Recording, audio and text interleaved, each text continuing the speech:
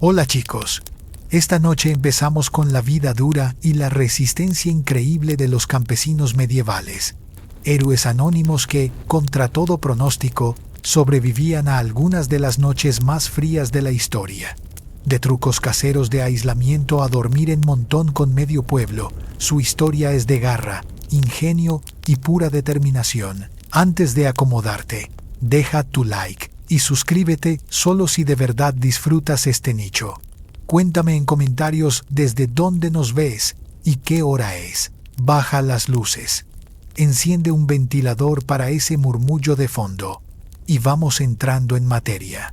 Cuando piensas en la Edad Media, quizá ves justas, banquetes y ferias. Para la gente común, el invierno era menos fiesta y más cómo no morimos esta noche. No era una estación. Era una prueba anual que volvía con puntualidad de verdugo. Imagina vivir en una choza minúscula de palos y barro, con paredes tan delgadas que oyes estornudar a un pájaro afuera, sin aislamiento, sin ventanas salvo un hueco tapado con piel, y nada de guerras de termostato con tus hermanos. La temperatura interior solía ser apenas un par de grados por encima de lo que hacía afuera. Si helaba afuera, adentro hacía un poco menos de helada. Felicidades. Las noches eran lo peor. La oscuridad lo devoraba todo. El viento aullaba como un fantasma enfadado y el fuego de la lumbre chisporroteaba con dignidad, calentando sobre todo a quien estuviera pegado a las brasas. Al otro lado de la sala era casi como acampar, pero con peores snacks. La ropa no ayudaba mucho. Nadie tenía abrigos finos de piel ni mantas de pluma. Tenías un par de túnicas de lana basta, quizá una capa con sospechoso aroma a cabra, y la fe de que las capas te convertirían en una cebolla humana. Spoiler, no funcionaba del todo. Y olvida las colchas suaves. La cama era un saco con paja o heno, algunos juncos encima y, de regalo, pulgas para hacerte compañía. El frío no solo era incómodo, era peligroso. Congelaciones, hipotermia y, directamente, morir de frío eran riesgos constantes, sobre todo para niños y ancianos. Cada mañana en la que seguías respirando era un pequeño milagro, digno de celebrarse con un nabo menos congelado en el desayuno. Si piensas que tu departamento es corriente porque la ventana no cierra bien, un campesino medieval te querría decir un par de cosas. Su casa no era corriente, era un túnel de viento con techo. La mayoría se levantaban con lo que los historiadores llaman wattle and daub, varas entrecruzadas como una cesta gigante, embadurnadas con barro, paja y, sí, estiércol. No por asco, sino porque era barato, pegajoso y siempre a mano.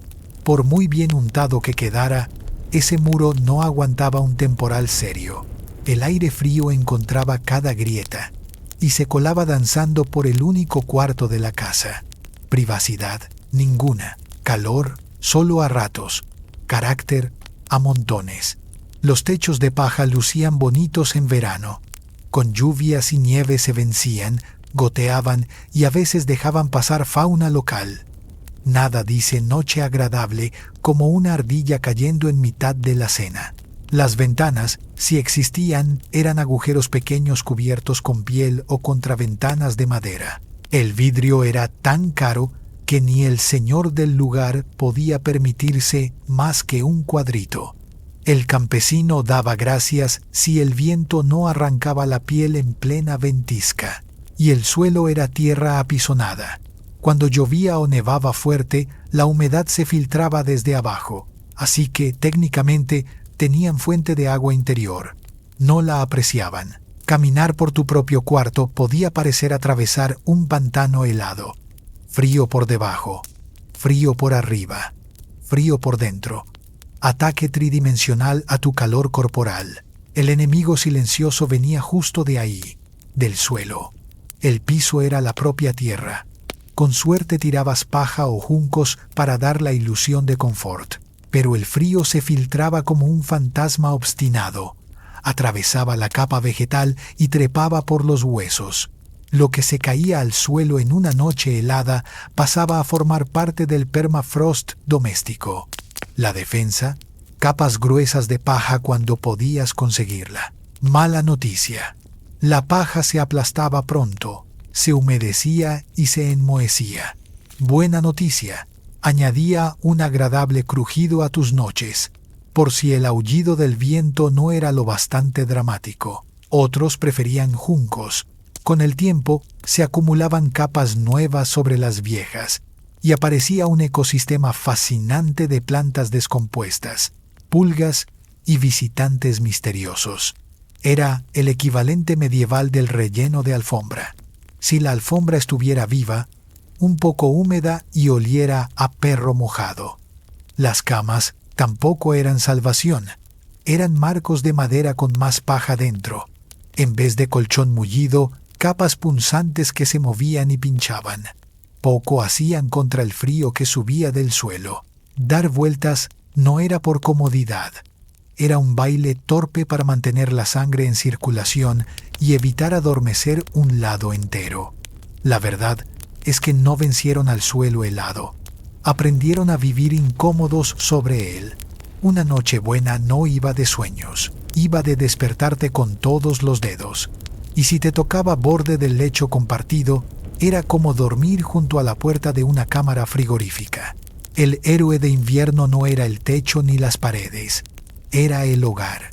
Un círculo de fuego testarudo que plantaba cara al frío, a la oscuridad y al mal humor.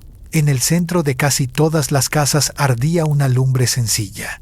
Nada de chimeneas elegantes ni tiro perfecto. Un hoyo, algunas piedras, troncos a medio quemar y humo. Mucho humo. En muchas casas, sin chimenea, el humo salía por un agujero del techo, por las grietas o por tus pulmones. Fatal para respirar y para la esperanza de vida. Útil para espantar pulgas. El fuego no era solo calor, era cocina, luz y en su modo medieval, televisión. La gente se sentaba alrededor a contar historias, chismorrear o mirar las llamas porque, francamente, después del anochecer, no había mucho más que hacer. Dejar morir el fuego por la noche era invitar al frío a terminar el trabajo. Reencenderlo no era sacar un fósforo, era pedernal, acero, yesca y muchas plegarias. Así que desarrollaron un arte: banquear la lumbre. Justo antes de dormir, enterraban las brasas bajo una manta de ceniza. El aislamiento mantenía vivo el rojo apenas hasta la mañana. Si lo hacías bien, al alba bastaba con soplar, remover y añadir leña. Si lo hacías mal, tocaba campaña de salvamento con dedos tiesos y humor peor.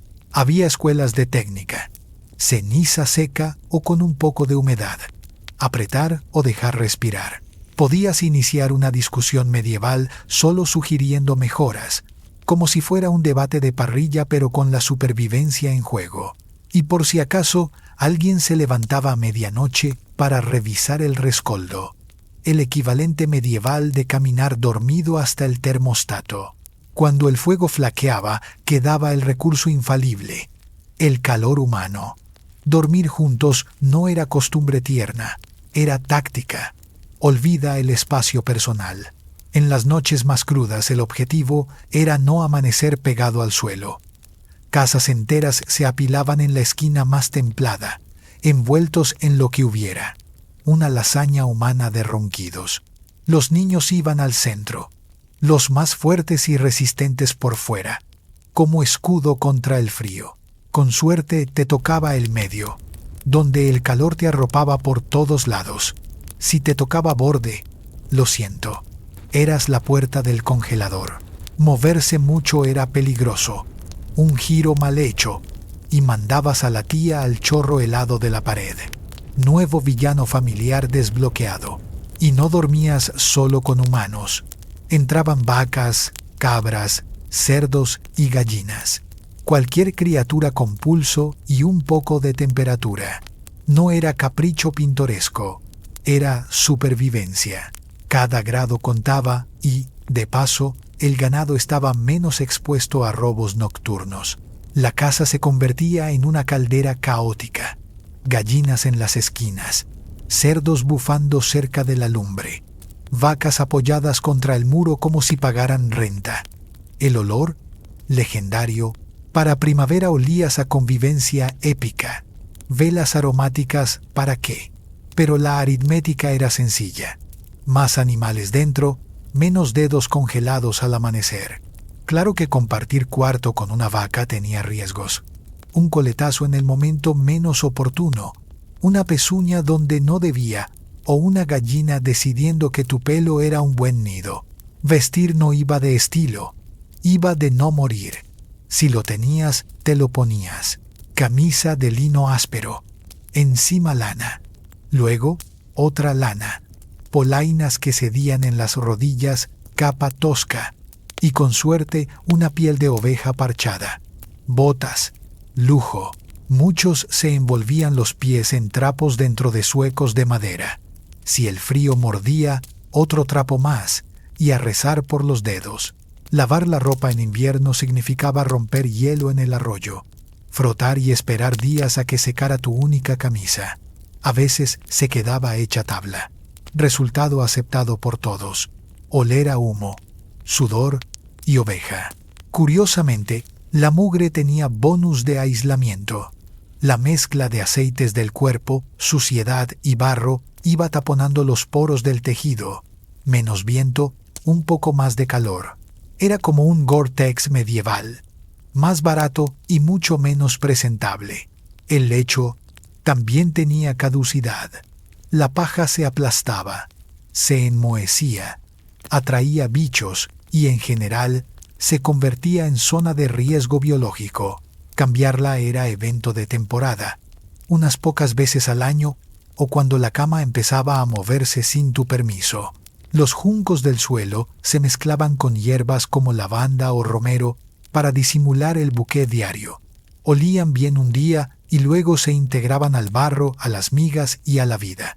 Aún así, esas capas vegetales aislaban del hielo del suelo y, apilados sobre ellas, nacía algo parecido a calefacción compartida. Sellar corrientes era un arte. Las paredes se combaban, el barro se resquebrajaba. La paja cedía. El frío encontraba rutas nuevas cada noche como un poltergeist travieso. La respuesta: musgo en las juntas, trapos en los huecos, haces de hierba seca y hasta pelo animal. Si era blando y aislaba, para adentro. Algunos añadían por fuera otra capa de barro con estiércol cada invierno. El techo se remendaba con trapos, haces de carrizo o, en apuros, trozos de césped arrancados del campo. Las ventanas se cubrían con piel o tela empapada en grasa para cortar el viento y sumar un agradable aroma a misterio cárnico. Cada noche era una partida entre el ingenio humano y el frío insistente. Ganabas un poco, perdías por otro lado y seguías jugando. Con todo esto, las noches seguían siendo largas y frías.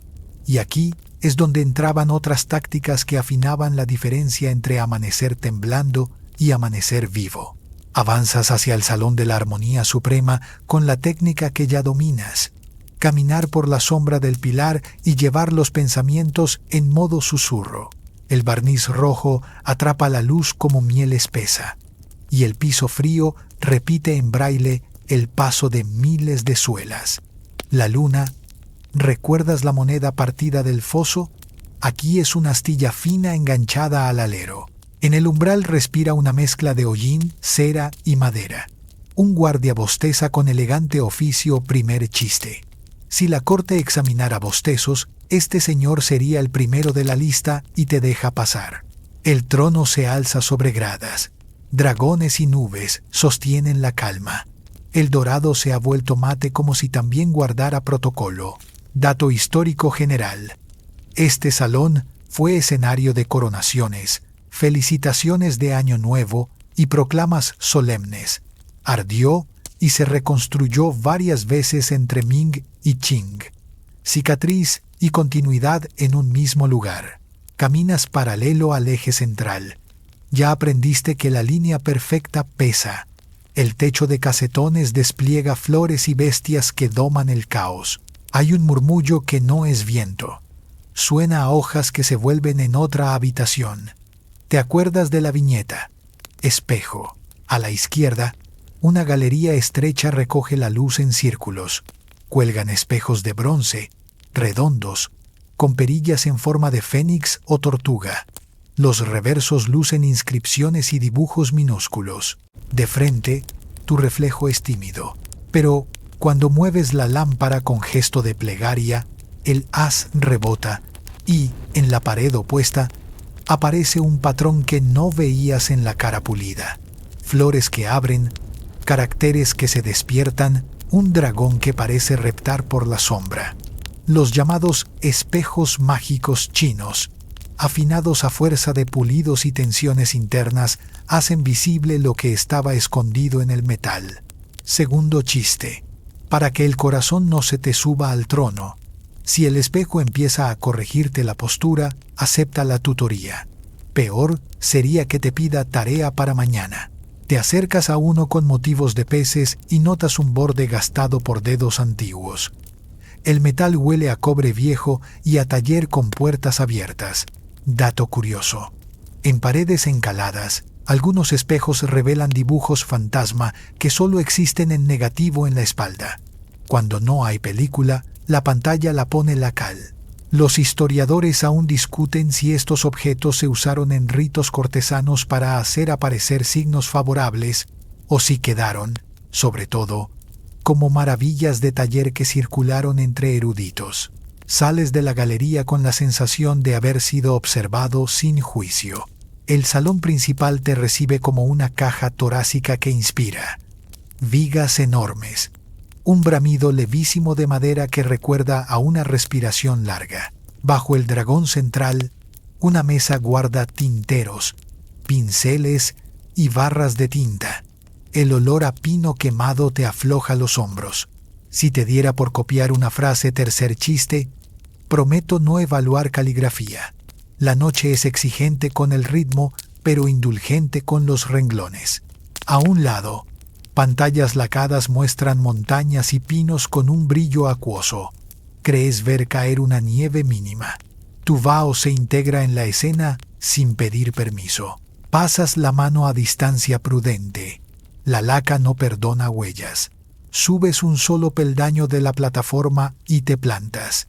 Desde aquí, el salón no intimida, organiza. Los historiadores aún discuten si la coreografía absoluta del protocolo produjo obediencia, o si, más bien, la obediencia acumulada acabó moldeando esa coreografía. Huevo y gallina con sello de jade. Un hilo de aire mueve apenas una cortina. El sonido se vuelve marino, como si el salón fuera un barco detenido. Piensas en el gato supervisor de la sección anterior. Lo imaginas cruzando bajo el trono, cobrando su sueldo en caricias fantasma. Te sientas en un banco. Cierras los ojos un momento. La resina deja en la lengua un dulzor leve. Al abrirlos, el espejo lejano de la galería te devuelve más alto, más recto, como si te hubiera planchado la columna. Una plaquita discreta enumera oficios, maestros de ceremonia, músicos, escribas. Imaginas el amanecer, zapatos de fieltro, golpes de gong, toses educadas y el rumor de seda como metrónomo. Te acercas a un biombo con grullas. El ala de una se curva justo donde la veta sugiere agua. La belleza aquí no seduce, instruye. Regresas a los espejos para una última mirada. Una cortina se mueve sola o el aire decide jugar, y el patrón que era flor insinúa una garra. Te sube 1 centímetro el pulso, repites para ti el chiste del coach de bronce y ves, en el borde, caracteres minúsculos. Quizá un año, quizá el nombre del taller. Una fecha es un bozal amable para el tiempo. Consuela saber que alguien quiso ponerle apellido a la luz. El guardia carraspea con cortesía, que significa el turno termina pronto. Tomas nota mental del camino de regreso. 3 columnas, la pantalla con grullas, el dragón que bosteza, el tablero de clavos 9-9, la astilla de luna. No te prometes recordar un objeto, sino un método. Mirar desde la sombra, mover la lámpara, aceptar que a veces el mundo se entiende mejor reflejado. Antes de cruzar al aire abierto, vuelves la cabeza. En el fondo del corredor, el espejo devuelve por un segundo algo que no es tu espalda. Siluetas con tocados altos pasan en silencio. Parpadeas y la superficie se aplana, obediente. No te asustas. Donde el protocolo fue ley, la memoria aprende a marchar en fila y, de vez en cuando, ensaya. Sales sin prisa. El salón mastica su penumbra como quien guarda un secreto en un cajón bien etiquetado. Te espera el jardín imperial, agua que corta la luna, hojas que escriben en el vaho.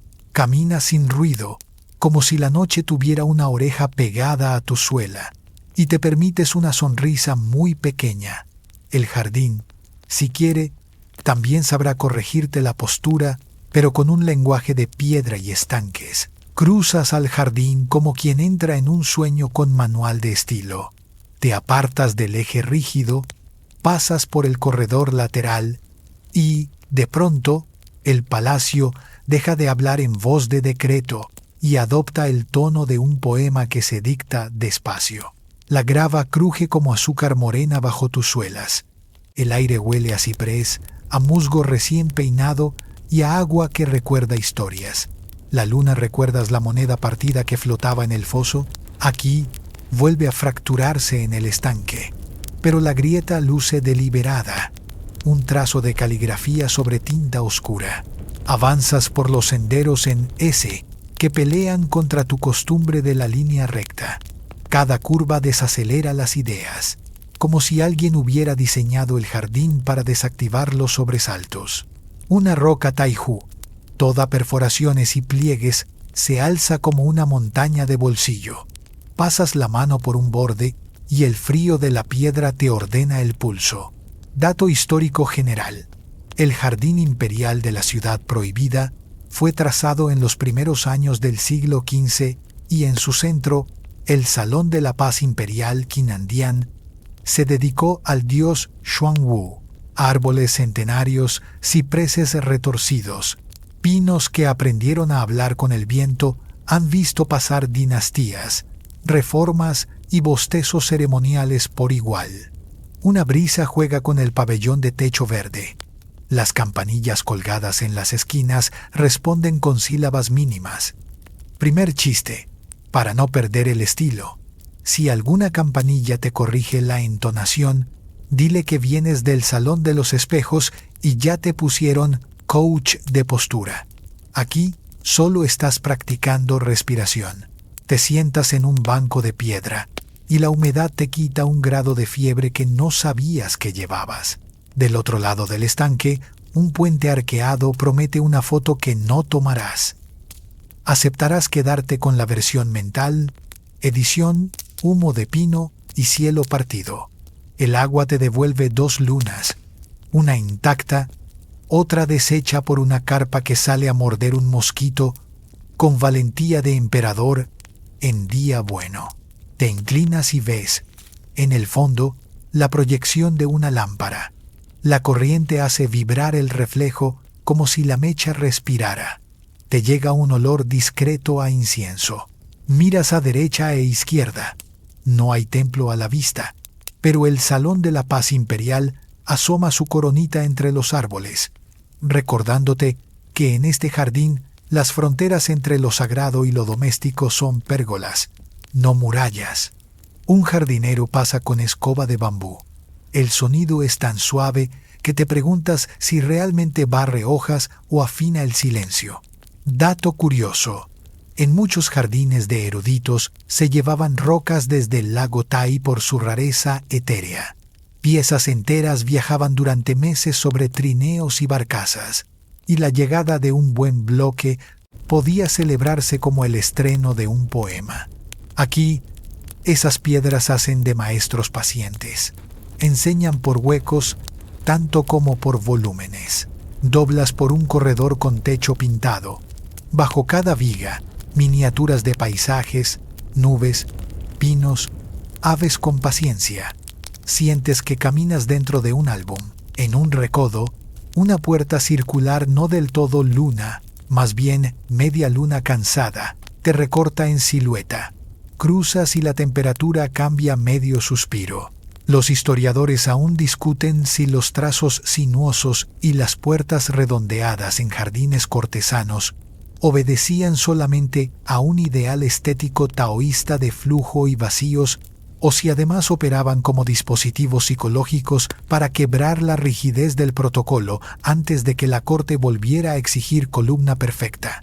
Te agachas junto a una piedra plana y percibes un rastro vegetal con un dulce minúsculo, quizá flor de ciruelo fuera de temporada o un resto de loto que se resiste a archivar el verano. Una libélula pasa revisando papeles invisibles. Todo control de calidad. Segundo chiste. Si la libélula te pide sello, ofrécele el del tablero 9x9 de la puerta meridiana.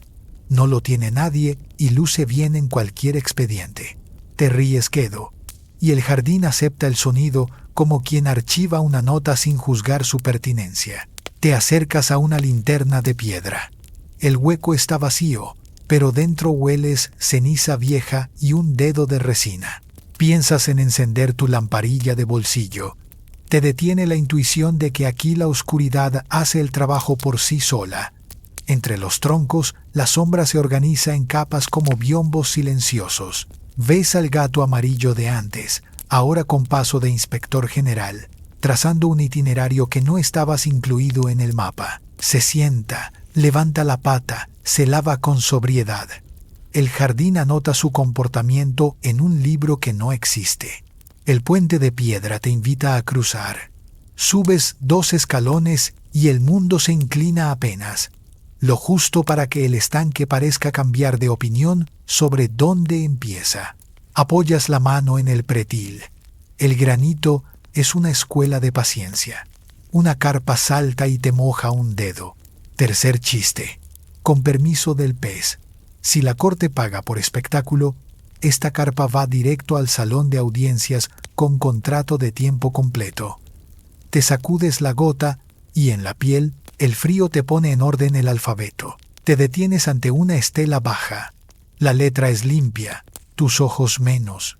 Tomas distancia, cierras uno, luego el otro.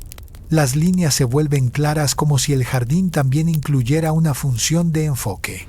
Piensas en la sección de los espejos y en cómo el reflejo revelaba figuras que no estaban arriba, sino detrás. Aquí, las ideas hacen algo parecido. Aparecen por borde, no por frontal. Entras al pabellón pequeño que mira al norte. Las columnas huelen a laca y a polvo fino. Del techo cuelga un talismán con nudos de buena fortuna. Un cuenco con agua. Recibe gotas de un canalillo que se esconde entre las tejas.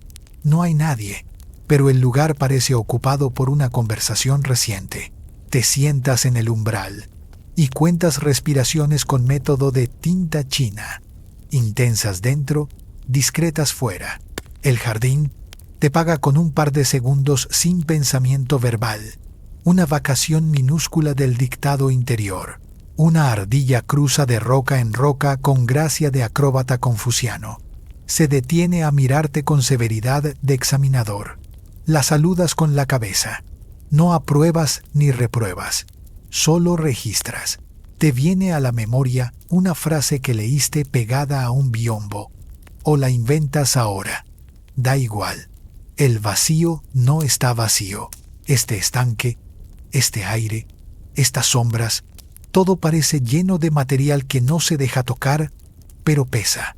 Los senderos curvos actúan como veredas para pensamientos poco urgentes. Te das permiso de usarlos como se usan los paréntesis, para decir lo importante en voz baja. Te levantas y bordeas una roca alta. Al lado, un pino inclina la espalda como si ofreciera hombro. Te acercas al Salón de la Paz Imperial. No entras. Basta con rodearlo como quien recita un nombre sin pronunciarlo. Sientes un leve cambio de luz en la piel. Es el borde del amanecer asomándose por detrás de los tejados. En el estanque, las dos lunas empiezan a aparecer una cicatriz que se cierra.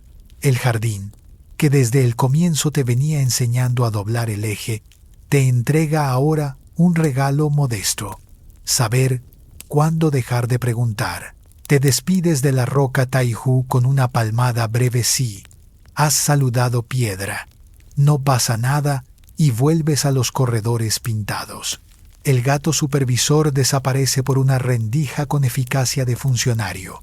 Las campanillas cierran turno. El sonido del tambor lejano cambia de color. Ya no anuncia profundidad, anuncia transición. Recoges la lamparilla sin encenderla. En tu muñeca, el nudo del amuleto te recuerda que el camino sigue hacia la torre del tambor y su ritmo problemático. Sonríes apenas. Si el jardín enseñó cadencias curvas, quizá la torre te enseñe a tolerar los compases que no cuadran. Sales sin titulares, solo continúas. El jardín queda atrás como un buen editor. Cortó lo innecesario, redondeó frases internas y te devolvió una versión más legible de ti. La luna, al fin, decide ser una sola, pero tú te guardas la fractura como souvenir. Hay cosas que se entienden mejor cuando no caen del todo juntas. Sales del jardín con la respiración ya domada y tomas la ruta norte, porque la noche te debe una lección de ritmo. La piedra se estira en corredores que se vuelven callejones. Los aleros pierden dorado y ganan madera franca, y el aire trae un frío más seco, con un polvillo que cruje como azúcar sobre una galleta. Avanzas con tu método aprendido sombra de pilar, pensamientos en susurro y, a ratos, te parece oír detrás de ti al gato supervisor, ese jefe de turno que firma recibos con la cola. Si aparece, sabrá el camino. Si no, tú sigues la brújula más antigua, el retumbar bajo de un tambor que no ves aún, pero que ya te pone el pecho en modo metrónomo. A la distancia, la torre del tambor levanta su espalda de ladrillo y madera. La ves de perfil y parece un animal prehistórico agazapado, domesticado por barandales. Junto a ella, como compañero de dúo, asoma la torre de la campana. Dato histórico general. En la capital imperial, desde épocas Yuan y sobre todo durante Ming y Qing, las torres de tambor y de campana marcaban el tiempo urbano. La noche se dividía en 5 geng, y cada cambio de guardia se anunciaba con toques de tambor y campanadas, a veces asistidos por clepsidras, relojes de agua y relojes de incienso. Con esa mezcla de mecánica y rito, la ciudad aprendía a dormir y a despertarse sin mirar el cielo. Subes la escalera de madera, y cada peldaño suena a promesa de eco. Te recibe un olor a cuero tenso, a resina, a cuerda seca que pide un sorbo de humedad. Un guardia envuelto en abrigo de fieltro bosteza con profesionalismo primer chiste. Si hubiera exámenes imperiales de bostezo, él sacaría rango de Jinshi con medalla, y te abre paso con un gesto mínimo. Al centro del salón descansa el gran tambor, cilindro robusto, piel de buey tensada con clavos metálicos, flancos rojizos que han conocido más manos de las que hay nombres en un censo. Te acercas sin tocar. Una lámpara se balancea y te deja ver, en el borde de la piel, marcas circulares del uso, concéntricos de historia. Dato curioso. En ciertas épocas, la torre albergó 25 tambores, 24 para los términos solares del calendario y Eki 1 principal, que llamaba a orden. No todos sobrevivieron a incendios y reformas, pero la idea de un set que conversaba con el ciclo del año sigue latiendo en los relatos de guías y cronistas. El guardia se aclara la garganta, toma 2 masas y se planta. Tú te recoges en la sombra, listo para escuchar. El primer golpe no es golpe, es una respiración colectiva que se recoge en la madera antes de estallar. Luego sí, pum, pum, un intervalo breve, pum. El aire tiembla sin hacerse el interesante. Sientes el impacto más en el esternón que en el oído. El sonido no te visita, te habita. La batida de medianoche, murmura el guardia sin adorno. O casi. Notas la casi. Hay una décima de tempo que se va de paseo, y esa pequeña excursión arrastra a las demás. Tu amuleto en la muñeca vibra como si quisiera llevar la cuenta. Caminas alrededor, tanteando con la vista los bordes de la sala. Los ventanales están abiertos lo justo para que entre una lámina del norte. El gato supervisor asoma por un alféizar, no estabas loco, y se acomoda con la dignidad de un funcionario que no rinde informes a nadie. El guardia vuelve a tocar. 2 series. Pausa. 3 series más. El patrón quiere ser orden, pero trota con una cojera mínima. Tercer chiste. Si el tambor te corrige el pulso, no le pidas reembolso. Su garantía venció hace dinastías, y la Casa Imperial no admite devoluciones sobre latidos subjetivos. Te acercas a una mesa lateral donde reposa una clepsidra, un juego de recipientes con muescas y flotadores, agua que se pasa de uno al otro con paciencia de monje. Los trazos en el vidrio o en la cerámica acompañan al tambor. Cuando el nivel coincide con cierta marca, tocan. Los historiadores aún discuten si esos sistemas eran estrictamente uniformes en toda la ciudad o si cada torre, y a veces cada turno, afinaba su propia variante según la estación, la temperatura o el humor de la guardia. Sea como sea, esta noche el casi del tambor te cuenta algo. Incluso la maquinaria del tiempo respira. Asomas la cabeza a la galería que mira hacia la torre de la campana. El bronce cuelga con solemnidad, como luna doméstica. Te explican que el bronce llama, el cuero confirma, campana para el día que se inclina, tambor para la noche que toma la posta.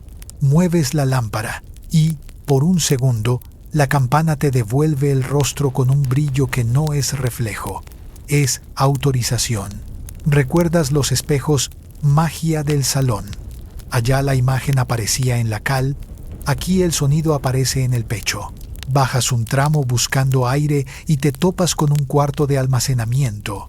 Masas con marcas de tiza, cuerdas de repuesto, paños con resina. El olor es cercano al taller, no a la ceremonia. Segundo chiste. Sobre una caja alguien ha escrito «No tocar piel sensible». Sientes que el tambor lleva su propia crema hidratante de invierno. Te ríes tan quedo que casi parece tos. Y el tambor o la madera responde con un crujido amistoso.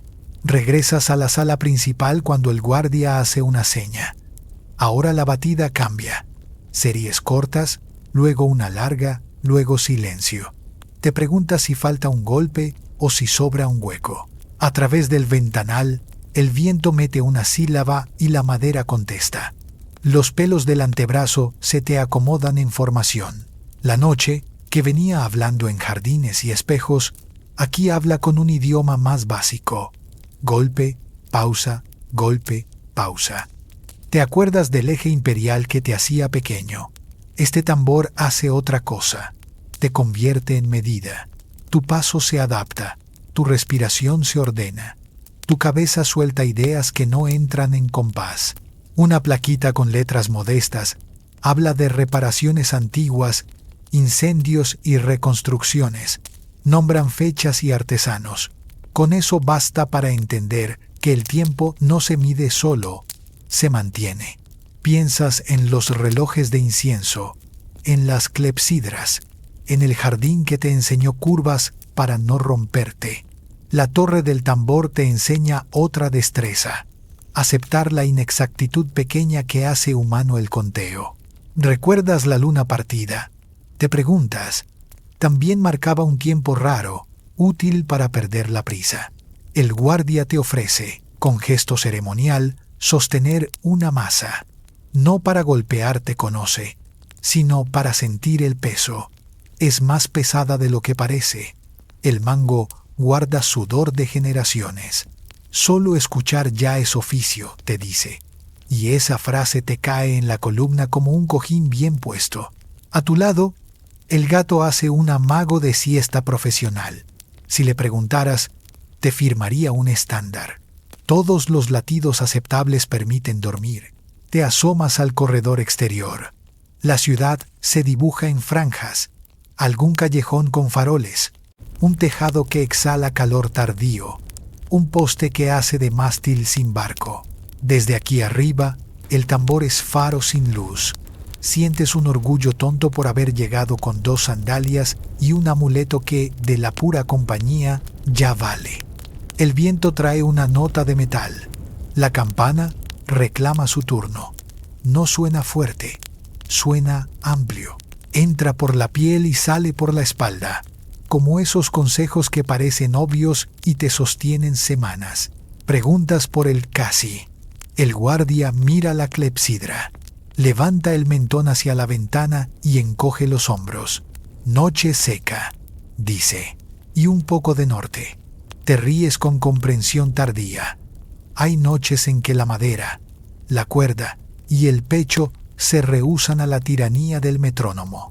Los historiadores aún discuten si la función primordial de estas torres fue disciplinar el cuerpo urbano o sincronizar su cuidado, apagar fuegos, cerrar puertas, ordenar turnos. Quizá fueron ambas, como casi todo lo que dura. Antes de irte, el guardia te regala un consejo que guarda más abrigo que doctrina. Si un ritmo te incomoda, cambia de oído.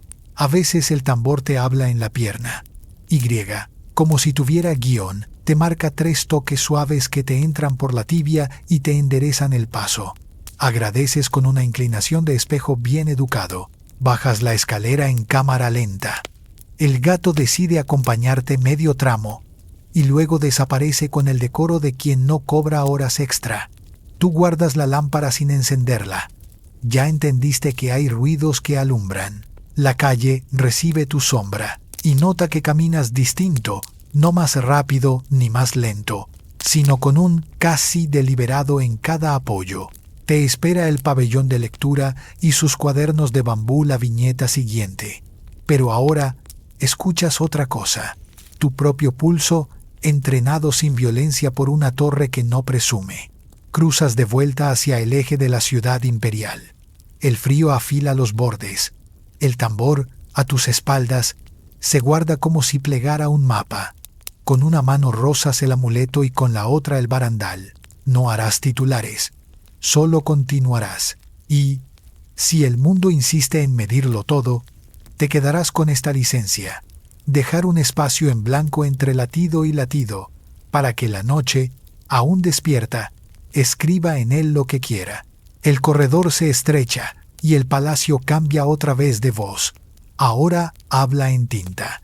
El olor te llega antes que la puerta resina de pino, cola animal, papel encalado, y la piel del aire se vuelve más densa, como si alguien hubiera molido silencio para mezclarlo con hollín.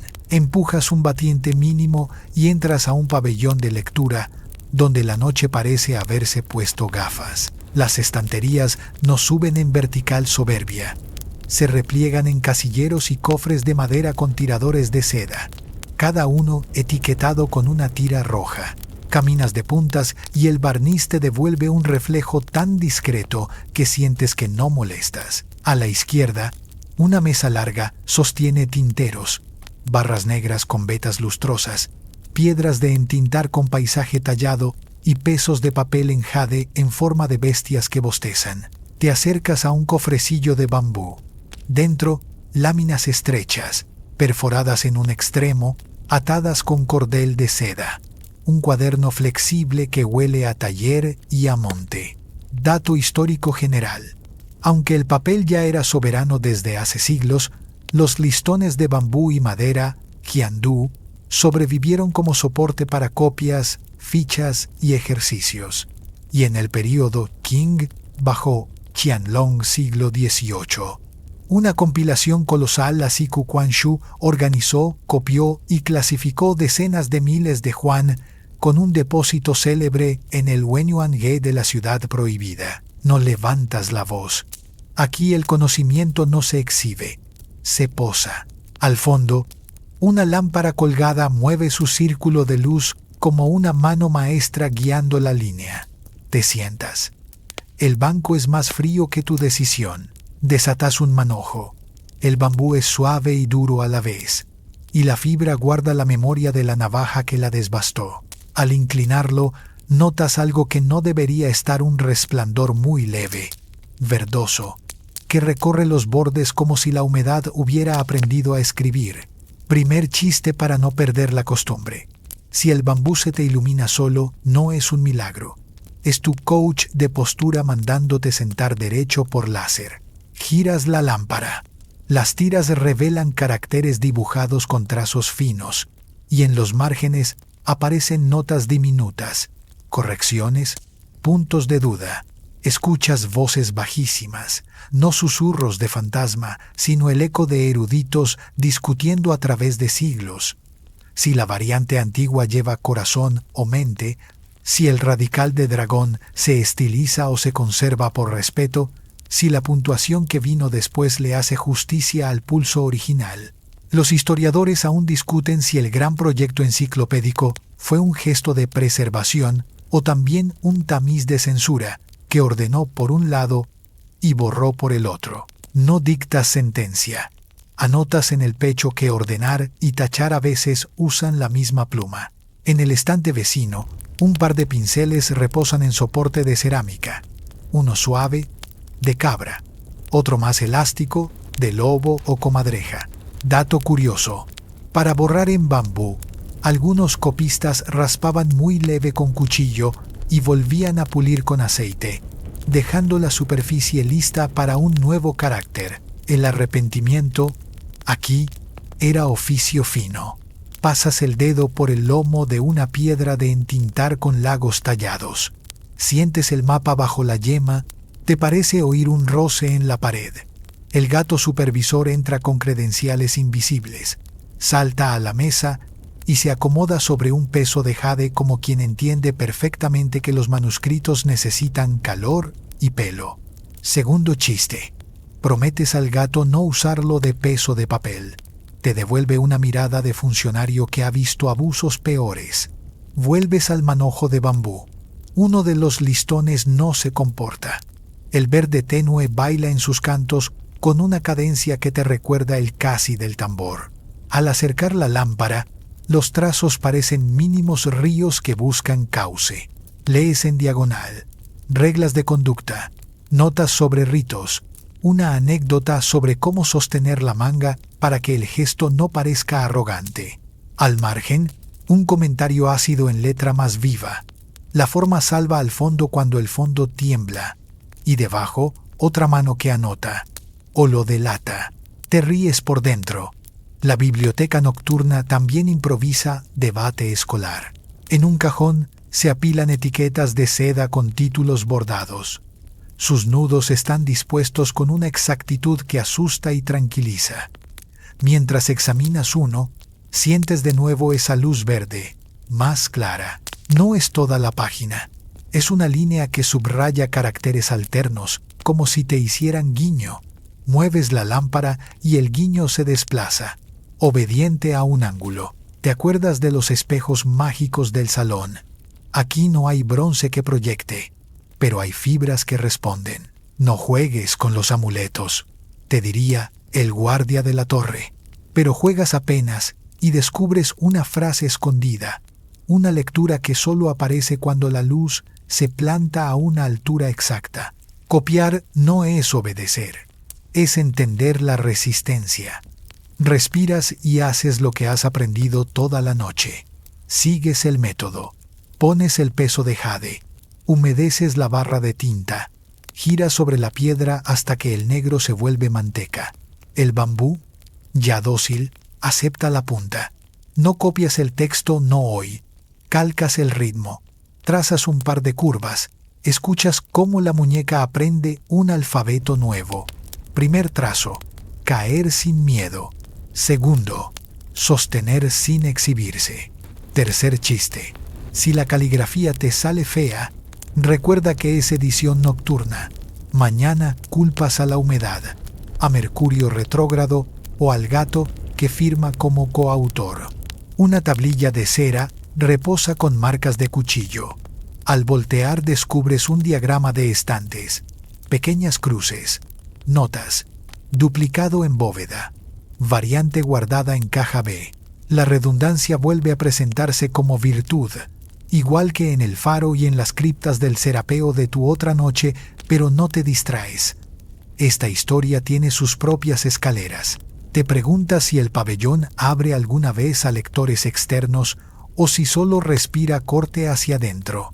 Los historiadores aún discuten si estas salas prestaron manuscritos a eruditos no cortesanos con permisos muy contados o si funcionaron como pulmones cerrados del archivo imperial. La ausencia de polvo en los bordes contesta a su manera.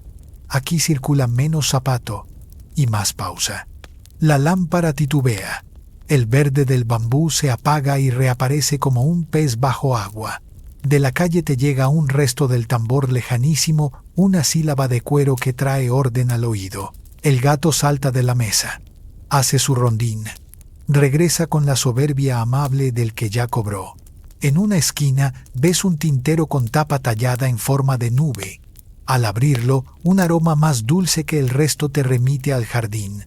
Resina mezclada con algo floral, quizá de loto seco. Por un instante la biblioteca y el estanque se abrazan.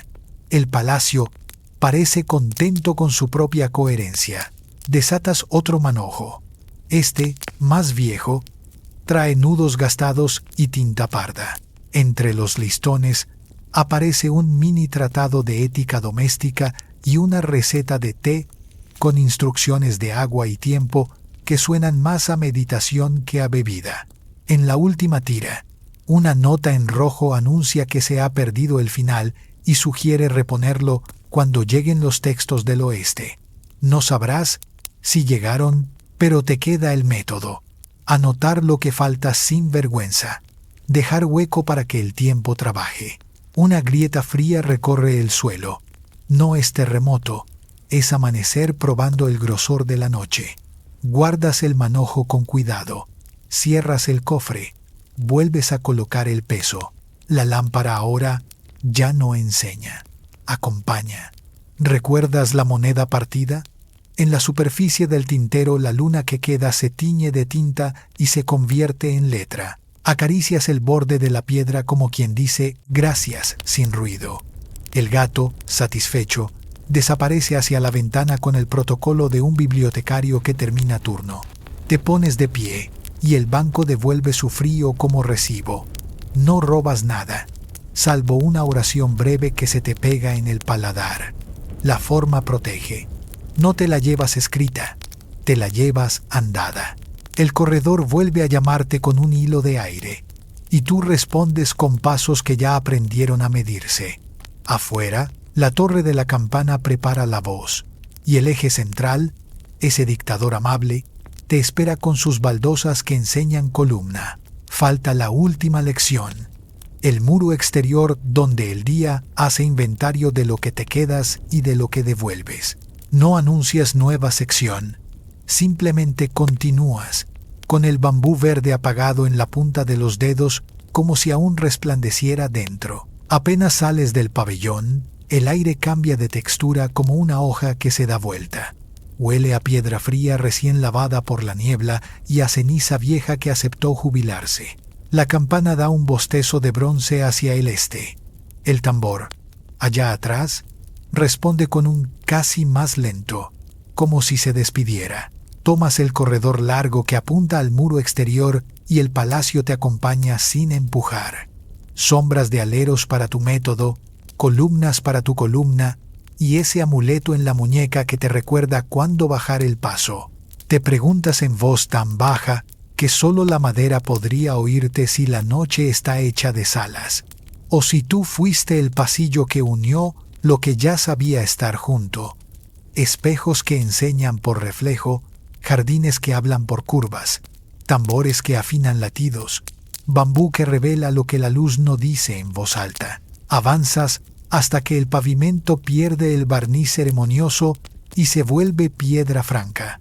Delante, el foso amanece como un tazón de porcelana con agua para té que espera la primera hoja. La luna partida. ¿Recuerdas la moneda regateada del foso y la copia en el estanque? Ya casi no existe. Apenas una astilla que se rinde en la piel helada del agua. Subes los últimos escalones de la rampa y tocas con la palma el ladrillo del muro. No pide nada, no da discurso, pero sostiene. Dato histórico general. Las murallas de la ciudad prohibida alcanzan cerca de 8 a 10 metros de altura, con un foso amplio alrededor. Las esquinas coronadas por torres de observación. Yan Lo. Vigilan como origamis de madera y vidrio esmaltado que aprendieron a mirar en 4 direcciones a la vez. El muro no es amenaza. Es un músculo enorme que aprendió a quedarse. La torre de esquina más cercana bosteza luces pálidas desde el interior. Oyes cuerdas que se estiran, un roce de lanza contrapasador, una orden recortada. Subes a un mirador secundario. No es alto, pero basta para que el horizonte te quepa entero en los ojos. El cielo, todavía azul profundo, empieza a blanquear por un filo. Una nube mínima se comporta como pincel que prueba tinta. Te acuerdas del gato supervisor y sonríes. Si apareciera ahora, traería un sello de visto bueno para el amanecer. Primer chiste de la última ronda. Si el sol pidiera permiso para entrar, la oficina competente lo pasaría de una ventanilla a otra hasta la hora del almuerzo. Abajo, el foso refleja una línea de ladrillos que se afina en perspectiva como regla de calígrafo. Dato curioso. El amarillo de las tejas vidriadas era color imperial. Cubrir techos con ese esmalte era privilegio y aviso. Un cartel sin letras que decía «Aquí manda el centro». En las esquinas, sin embargo, verás otros colores en templos secundarios, modo palacio de recordar que el arco iris también sabe de jerarquías.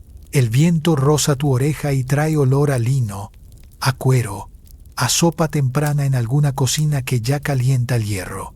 Te llega un sonido desordenado que se endereza al acercarse. El desfile de las primeras suelas va componiendo la calle con un lenguaje de pasos que se entiende sin estudiar. Entre ladrillos, una grieta mínima guarda una hierba que no leyó el protocolo. Te inclinas, la saludas. Los historiadores aún discuten si el trazado monumental obedeció sobre todo a los preceptos de Feng Shui aplicados por maestros desde el diseño, o si esa lectura se consolidó después como una narrativa que ordena lo que la práctica ya había puesto en pie. Te quedas con un término medio funcional. Sea por la brújula o por el hábito, la ciudad se volvió instrumento que toca a quien camina, y tú ya aprendiste su escala. Un guardia de turno, ojos rojos por poco sueño. Postura de espejo que aprobó exámenes te saluda con el mentón. Mira tu amuleto y sonríe apenas. Gesto que en idioma palacio significa camina sin ruido, piensa sin prisa. Se apoya en la alabarda y te señala con el mentón la línea pálida que nace donde la muralla se muerde a sí misma en una esquina. Nunca lo verás igual, dice casi sin voz. Cada día es la misma ceremonia y cada día es otra. Asientes. La redundancia como virtud la aprendiste en bambú y en triángulos diminutos que el palacio prefiere coser a gritos. El sol asoma un hemistiquio. Sucede algo sencillo y preciso. La sombra del muro recula como un animal manso y el rojo cinabrio pierde su nocturno para ganar un dorado tibio que se posa sin fanfarronear. Miras tu mano en el ladrillo. Por un segundo, la piel y la arcilla comparten temperatura. Piensas en qué salvarías si te obligaran a elegir. No un espejo, el hábito de mover la lámpara. No un jardín, la curva que te enseñó a girar sin fracturear el paso. No un tambor, el permiso de escuchar el casi sin volverte loco. No un manuscrito, la frase escondida que aparece cuando ubicas la luz donde debe. Y, por encima, una destreza humilde. Duplicar, anotar, traducir sin herir, etiquetar sin mutilar. Te ríes bajito al recordar la frase del cuaderno de ética. La forma salva al fondo cuando el fondo tiembla, y su réplica o lo delata. Segundo chiste. Si hoy tu peinado no coopera, dile que estás practicando forma salva fondo. Quizá no obedezca, pero suena culto. Respiras al ritmo que te quedó de la torre. Golpe, pausa, golpe, pausa. Encaja con el sol que sube con la paciencia de un copista. En la torre de esquina, una figura pequeña cuelga un farol que se irá apagando solo como si la noche dejara por escrito su renuncia. Del otro lado del foso, la ciudad despierta en sábanas grises, postes con banderines, techos que exhalan vapor, una carreta que practica ortografía con los baches. No piensas salir, piensas continuar afuera, con lo que la noche te cargó en el bolsillo. Tocas el amuleto, no protege de nada concreto, pero recuerda el compás. Pasas los dedos por una etiqueta de seda que te terminaste guardando sin darte cuenta, una mínima, suelta, sin título, y decodifica su función. Será marcapáginas para la calle. Una golondrina corta en diagonal el aire. Tu sombra la aplaude un segundo. Tercer chiste. Si la oficina imperial llevara libros de vuelo, esa golondrina ganaría en acrobacia administrativa. Te acomodas la ropa con un mínimo coach de postura. Interior el bronce dejó escuela y te acercas al punto donde la rampa te devuelve al mundo común. Sientes, igual que en la puerta meridiana con su tablero 9 y 9, una evaluación amable. No te pregunta qué viste, sino qué método llevas. Te detienes en el último ladrillo antes del declive. El sol ya decide. El tambor, lejos, guarda sus masas. La campana conserva una vibración que no es sonido, es memoria. En un rincón del muro, alguien, un artesano anónimo, dejó un trazo imperceptible, una firma que no lo es. Pasas la yema y se borra porque nunca estuvo. Te parece una instrucción perfecta. Caminar sin dejar rasguño, pero dejando oído. No hay que despedirse. Los lugares así no oyen a Dios. Oyen hasta que el método me traiga de vuelta. Bajas la rampa con esa prudencia que la noche te enseñó sin exámenes. El agua del foso se encoge de frío y estira brillo. Un vendedor temprano silba algo que no decide ser canción o lista de compras. En el borde, la ciudad te espera con su guión diurno. Y tú llegas con tu libreta invisible, el casi en el pulso, la lámpara donde debe, la risa en el sitio justo. No reintroduces nada, solo sigues, porque el muro no te detiene, te mide, te ofrece margen, te deja pasar cambiando lo menos posible de idioma. La respiración se vuelve amplia y lenta, como una seda que alguien sacude apenas para quitarle el polvo y luego deja caer.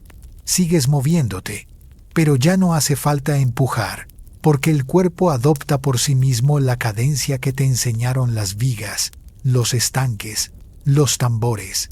La luz nueva no hiere, acaricia. Primero el dorso de las manos, luego los párpados que se cierran con gusto. Al fin los hombros que descubren que sí, que pueden bajar 1 centímetro más y todo sigue en su sitio.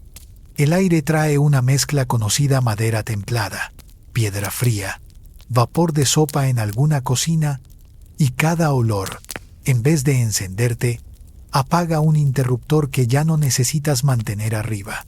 Recuerdas los espejos, pero no como pruebas, sino como superficies que devuelven exactamente lo que haga falta. Nada, si hoy es día de nada. Un contorno amable, si el sueño pide disculpas por llegar tarde. Recuerdas el jardín, no por sus curvas, sino por el hueco entre curva y curva, ese espacito donde no había que decidir nada, y sin embargo, todo caía en su sitio. Recuerdas el tambor, pero ya sin el casi. Solo una pausa suficiente para que el pecho encuentre por su cuenta el sitio donde descansar, igual que una taza encuentra por gravedad el platito. El muro queda detrás como una espalda enorme que no exige mirar. Sabes que está, y con eso alcanza. En la lengua te queda una palabra suave forma y, como quien juega, La alargas hasta que la O se hace redonda y te llena la boca de aire tibio. El amuleto, ligero contra la piel, pulsa despacio, no para advertirte, sino para cantar por lo bajo el ritmo que ya adoptaste. Inhalas, cuentas, exhalas, dejas que un segundo más de silencio se acomode entre pensamientos y, si quiere, se quede a dormir. Todo lo de la noche, la lámpara que se mueve, la letra que aparece, el gato que firma recibos, se va desvaneciendo como tinta diluida en agua, no para irse, sino para hacerse fondo.